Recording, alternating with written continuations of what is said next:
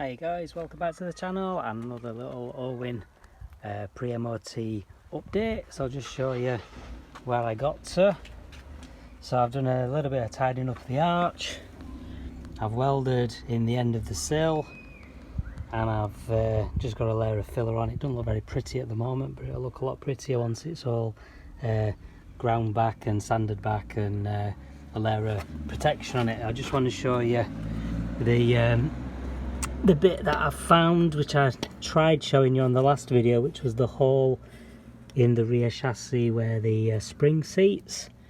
The hole is actually a bit bigger than I thought it was, and it's going to take a little bit more work than I thought it was going to do, unfortunately.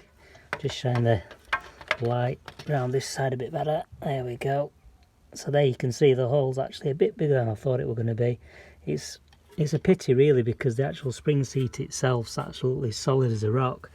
I mean, on Mark II cabs, this rear chassis rail here is a real thing that you need to worry about when buying a Mark II. On my old SRI, this whole section here separated away from the chassis because the chassis rail just absolutely crumbled to bits. As you can imagine, this coming away from the chassis, there's nothing else holding the wheel, so the wheel went back, the tyre hit into the arch, and it gained rear wheel steering.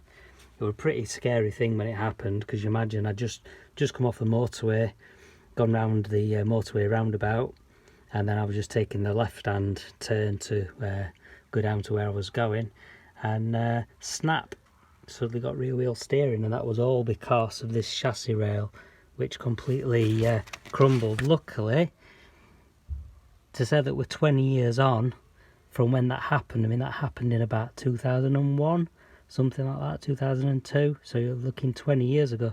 So this is a Mark II cab that's 20 years older than that was by equivalent, 20 years on, and it's still absolutely solid as a rock. Don't look particularly pretty, but it is absolutely solid. It turned out that when the guy who repaired it for me repaired the chassis leg, he had to do right up here to the spring seat as well. It was a section about 2 foot long which had just completely crumbled. So the fact that this is absolutely rock solid, bar that little hole there, I'm quite pleased. Under here as well, you can see where I did the welding last year, where I welded in the strut top. You can see the weld line around. I never particularly finished it off nice and neatly. The welding's not the best welding in the world, but you know, it's solid as a rock. It's not moved an inch, not moved a millimetre since I did it, so I'm happy enough with that. So there you go guys, just a little quick update. The work I've managed to get done today.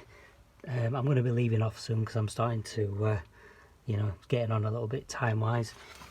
Just give you a little sneak there. Ooh, what's that you can see in the garage?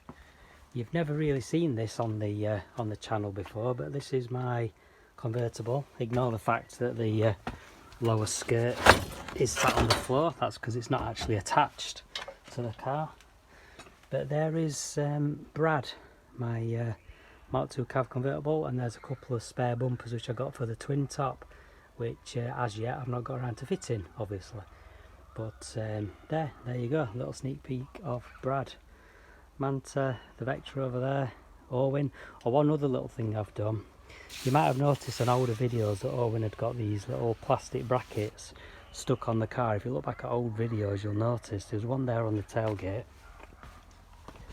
and there was one here on the front of the bonnet. You can just see the outline of where it was. And it's basically when my mate Andy owned the car, he did a lot of filming with Orwin, and if you check out Mark II Cav channel, Andy King, his channel, you'll see loads of videos he did, and it was basically these little holders for cameras, GoPros. So that's what they were, and that's why they were on the car. But I thought, well, it's about time I took them off, so there you go. So there we go guys. I shall keep you updated with little progress report videos like this one. Because I'm just doing them quick and I'm not editing them or anything, I can get them done and uploaded straight away. It works out a lot better. I do like editing some of the videos, but some of them are just like getting done and uploaded quick. So thanks for watching, guys, and we'll have another update tomorrow. Cheers.